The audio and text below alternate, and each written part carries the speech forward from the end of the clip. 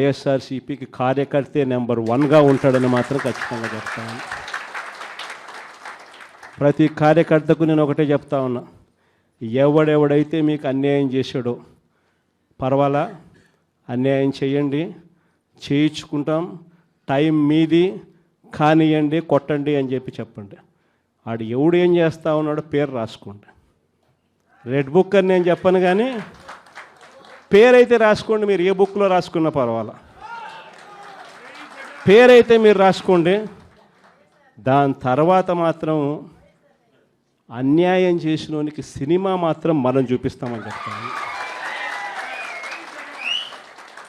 ఆ మనిషి రిటైర్డ్ అయి ఉన్నా కూడా లాక్కొని వస్తా, ఆ మనిషి దేశం ఇరిచిపెట్టిపోయినా లాక్కొని వస్తా.